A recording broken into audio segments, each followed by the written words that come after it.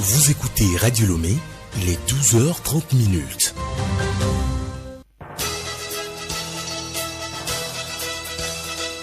Le journal Yasmine Adoko.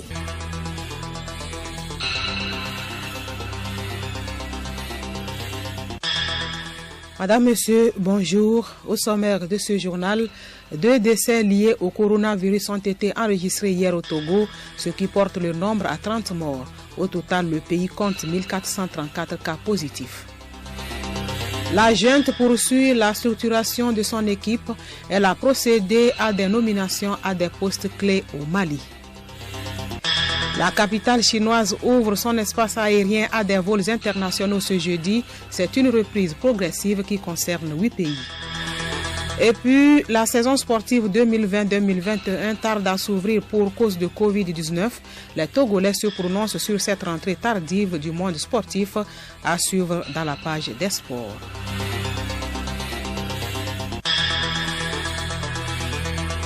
Radio Lomé.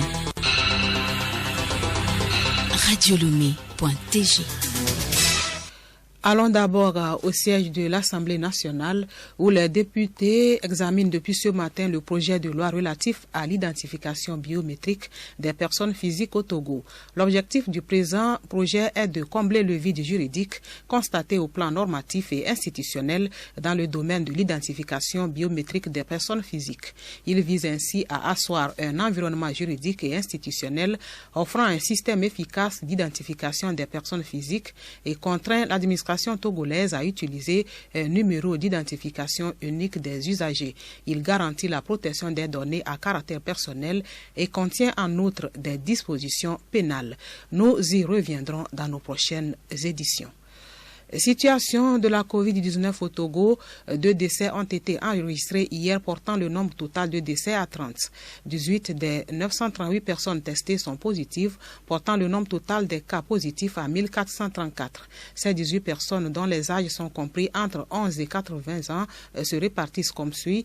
12 cas parmi les contacts, 3 femmes et 2 hommes dans la préfecture du Golfe, 3 femmes et 2 hommes dans la préfecture de Sotouba, 1 homme dans la préfecture de Tchamba, 1 homme dans la préfecture de Doufelgou. 5 cas parmi les suspects, 1 homme dans la préfecture d'Agoué, 1 femme et 2 hommes dans la préfecture du Golfe, 1 homme dans la préfecture de Tchaoudjo. 1 cas parmi les dépistés, 1 homme dans la préfecture du Golfe.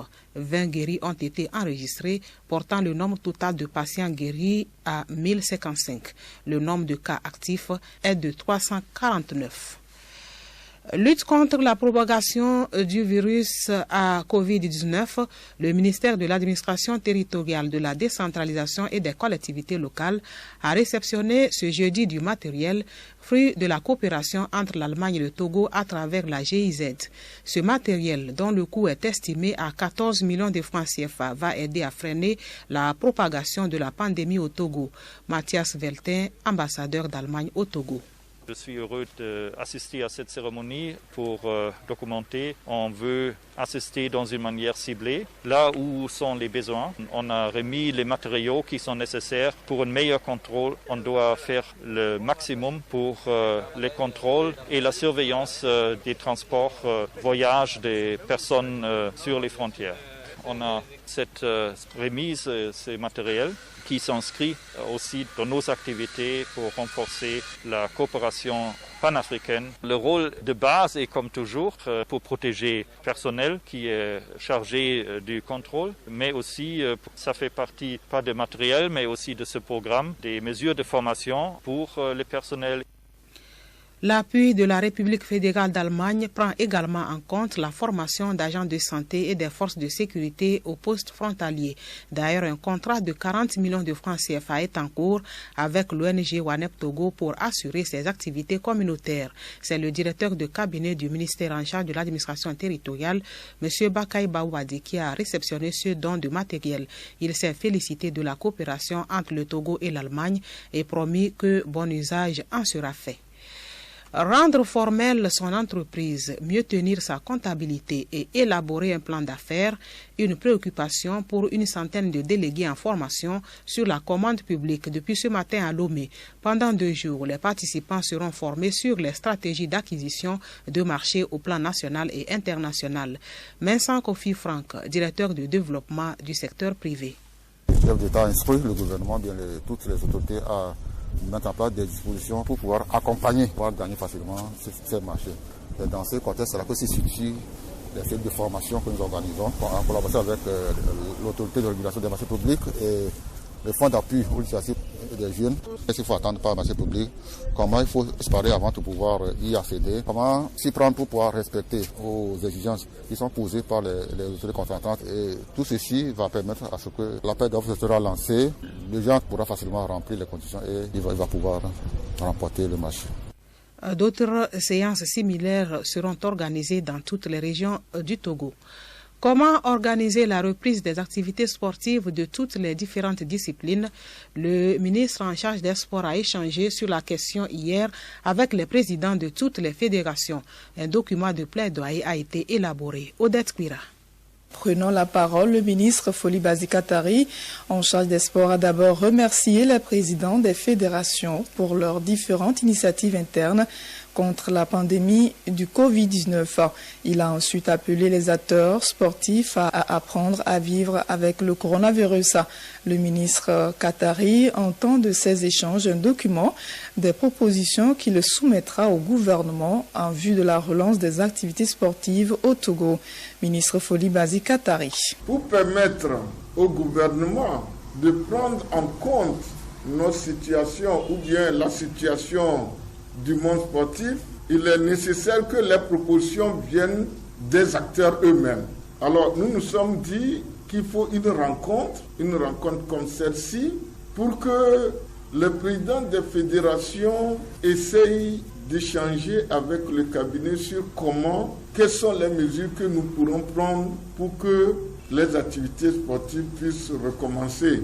Parce qu'en réalité, on ne saurait rester dans un état sans sport tout le temps, étant donné que les activités sportives se trouvent être les activités qui embrassent le maximum de nos concitoyens, jeunes, femmes, adultes, tout le monde maintenant est au sport. Pour les présidents des fédérations, c'est un sentiment de satisfaction qui les anime. André Gungu, président FNB Togo. C'est la deuxième séance, si j'ai bonne mémoire, que nous avons avec monsieur le ministre. Et je vous confirme tout de suite que c'est un sentiment de satisfaction qui nous a apporté, dès que nous avons reçu l'avis de réunion, nous avons été tout de suite soulagés parce que nous cherchions déjà à le rencontrer pour lui poser un certain nombre de doléances. Au niveau donc de notre fédération internationale a ce que nous avons appelé le groupe consultatif médical, qui analyse au fur et à mesure de l'évolution des situations au niveau du monde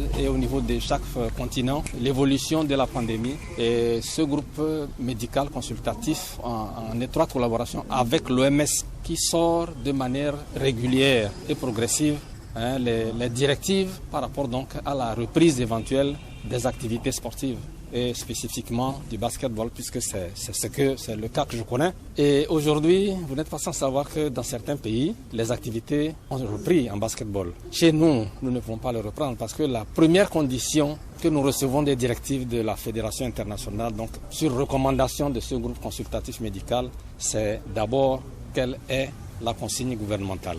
Avant de tout entreprendre, ils ont besoin d'avoir ce que dit le gouvernement de chacune de nos fédérations nationales. À l'international, les dates s'imposent pour la reprise. L'accord de gouvernement est très attendu. Pierre Lamandoukou, secrétaire général de la FDFA. Le premier indicateur, c'était la reconduction de l'état d'urgence. Donc, une fois que l'état d'urgence a été reconduit, d'emblée, ce premier chronogramme ne peut plus être tenu.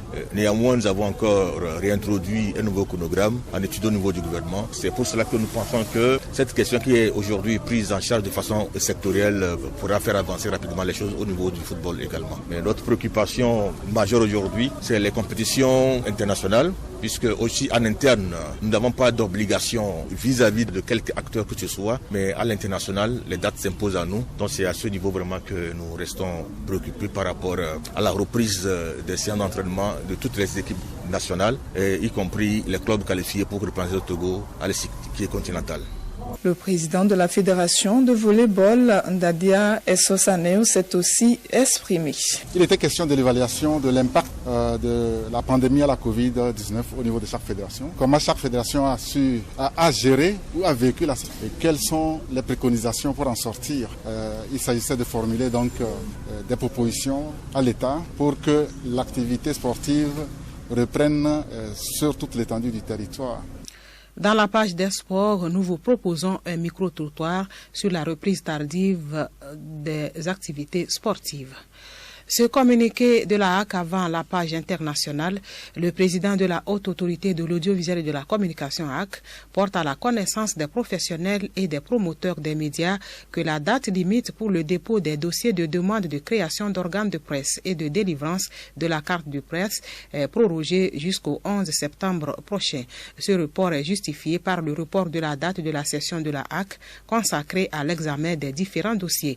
Le président de la HAC invite les professionnels des médias et promoteurs d'organes de presse au respect scrupuleux de ce délai. Le journal Yasmine Adoko. Hors du Togo, Mali, la junte nomme de nouveaux hommes à des postes stratégiques. Le docteur Youssouf Koulibaly est nommé conseiller spécial du chef de la junte, chargé des affaires juridiques. Côté militaire, c'est le général Souleymane Doucouré, l'ancien patron de l'actuel porte-parole de la junte, qui devient secrétaire général du ministère de la Défense.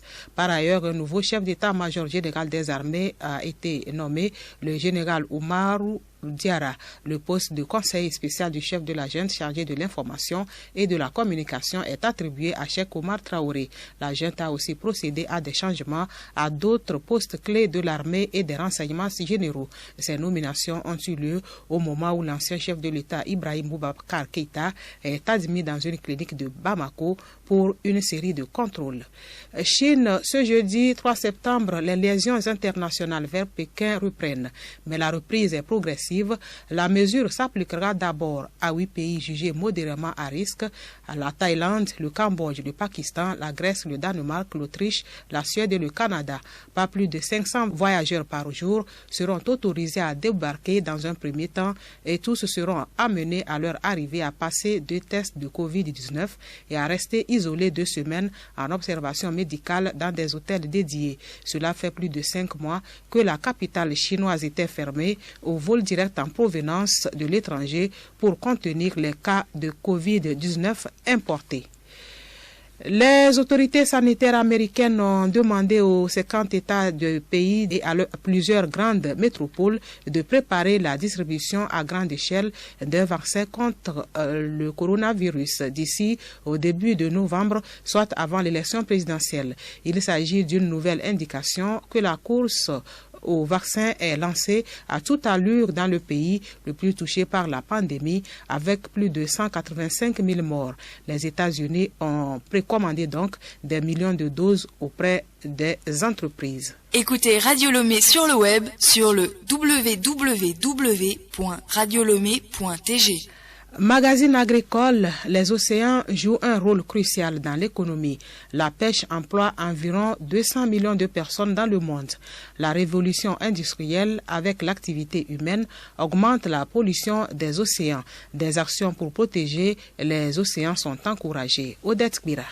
Les océans jouent un rôle significatif en matière de sécurité alimentaire. Selon le ministre en charge de l'environnement, la pêche emploie environ 200 millions de personnes dans le monde. Pendant ce temps, elle absorbe environ 30% du CO2 produit par les activités humaines. David Ouonou Olatokun. Les océans qui couvrent les 3/4 de la surface de la Terre jouent un rôle significatif en matière de sécurité alimentaire et nutritionnelle à travers les produits des activités aquacoles et les infrastructures développées dans le secteur maritime. Plus de 3 milliards de personnes dépendent de la biodiversité marine et côtière pour subvenir à leurs besoins.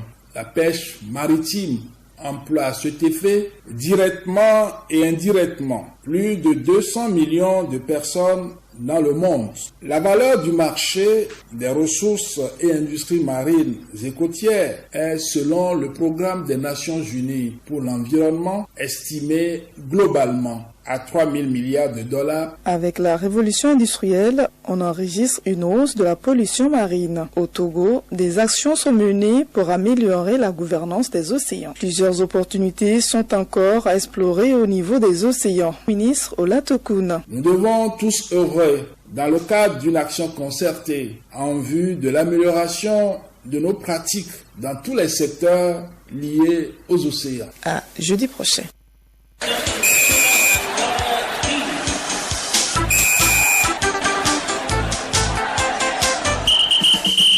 La reprise tardive des activités sportives pour la saison 2020-2021 préoccupe les Togolais. Dans un micro-trottoir réalisé ce matin à Lomé, ils sont nombreux à souhaiter l'ouverture de la saison sportive dans le respect des mesures barrières. C'est une bonne idée parce qu'il est vrai que nous devons vivre avec le virus. Nous allons vivre avec le virus ne va pas partir dans peu de temps, donc nous devons vivre avec le virus. Et dans ces conditions, on doit reprendre les activités comme ça se faisait de par le passé, quitte à ce qu'on observe les mesures barrières. Pour ce qui concerne le football, la reprise des activités sportives, c'est clair que quant à ce qui concerne la distanciation, ce serait un peu complexe de respecter ça, mais je crois que comme d'autres pays sont en train de le faire dans les pays où Covid-19 fait ravage, dans ces pays ils ont repris les activités sportives. Pourquoi pas nous qui, d'une manière ou d'une autre, sommes un peu à l'abri du pire? Je crois qu'on a l'obligation de reprendre les activités sportives. On doit faire avec le coronavirus. Nous sommes là avant qu'il ne vienne. Donc c'est à nous de le conquérir, de le maîtriser, de le déposer là où il doit être. Il faut qu'on sexe la question de Covid-19 là. Et puis on commence les activités de nos football, que le football soit avancé au Togo. Je sais bien que la maladie existe. On peut vivre avec ce maladie là, il n'y a pas de problème. Selon moi, au niveau du football, parce que le football, c'est un match qu'on joue, peut-être tu peux toucher ton prochain et autres. Donc, c'est pas bon au niveau du football de commencer ça. Les gens qui sont dans les équipes, eux, ils peuvent faire leur entraînement à la maison, seul juste. Mais avec quelqu'un, le football, c'est un sport où on touche les gens et il y a certains qui crachent sur le terrain et autres là. Donc, au côté du football, non, c'est pas bon. Mais quand même, oui, c'est dans d'autres pays, ils ont commencé le football, mais c'est mieux que, on prenne des mesures du côté football. En ce qui me concerne, je dirais que ce serait intéressant que ce soit seulement les joueurs qui partent sur le terrain, juste pour les entraînements, et qu'on veille aussi sur les mesures barrières. Maintenant, bon, si avec ça avance, il n'y a pas de souci, il n'y a pas une propagation de la maladie, on peut aussi autoriser juste ceux qui ont peut-être une importance sur le terrain, c'est-à-dire les entraîneurs, ceux qui sont autour, le staff, qui puissent aussi vraiment participer. Et puis bon, observer les mesures barrières pendant un instant. Peut-être qu'avec le temps, on va pouvoir trouver une bonne solution pour le Covid et puis bon, tout va reprendre normalement. Oui, je pense qu'on peut reprendre. Parce qu'ailleurs, tout le monde reprend, même là où c'est un peu plus que chez nous, là, ils ont repris. Donc, on peut aussi reprendre. On peut reprendre les activités sportives. Il faut de faire un peu plus attention aux mesures barrières. Et ça peut aller. Mais moi, principalement pour le football, je ne suis pas d'accord. Parce que dans le jeu même déjà, ils se touchent. Ça peut entraîner la propagation de la maladie. Mais par exemple, certains sports comme le tennis, par exemple, on peut reprendre.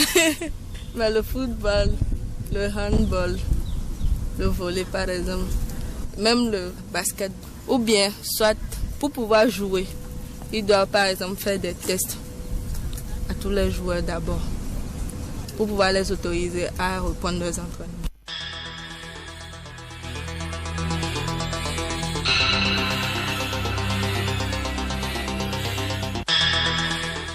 Cette édition s'achève. Merci de l'avoir suivi. 2 décès liés au coronavirus ont été enregistrés hier au Togo, ce qui porte le nombre à 30. Au total, le pays compte 1434 cas positifs. Place à la sensibilisation Covid-19.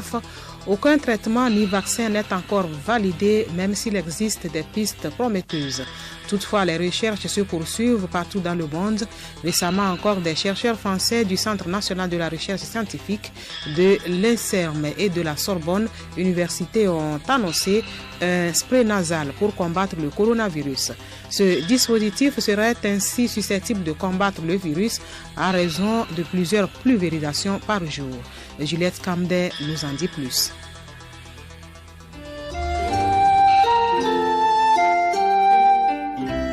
Un spray nasal ou peut-être une pastille à faire fondre sous la langue pour prévenir la Covid-19. C'est la promesse faite par des chercheurs français. Oui, il s'agit d'une promesse car les résultats dont ils ont fait la publicité sont très préliminaires. L'équipe menée par le professeur Philippe Caroyan du laboratoire des biomolécules a développé un peptide, sorte de mini-protéine stable et imitant un élément de la protéine ACE2. Présente à la surface de certaines de nos cellules, cette dernière est la porte par laquelle entre le coronavirus. L'idée de l'équipe française est de leurrer le SARS-CoV-2, l'empêchant ainsi d'infecter les cellules, du moins en théorie, car la molécule n'a été testée qu'in vitro, ce qui ne dit rien de son efficacité ni de sa sécurité dans l'organisme. Aucune formulation pharmaceutique n'a encore été mise au point, ni aucun essai mené chez l'animal, ni a fortiori chez l'homme. Les chercheurs français ne sont pas les premiers à jouer de l'ingénierie moléculaire contre le coronavirus. Une équipe italienne a ainsi annoncé fin avril dernier avoir créé une mini-protéine qui ambitionne elle aussi d'entraver les relations entre le virus et nos cellules. Comme l'indiquent les chercheurs français, il n'y a pas de frontières dans la science. La seule limite est notre imagination. Un brevet a été déposé et les auteurs cherchent 1 million d'euros pour faire aboutir leur idée.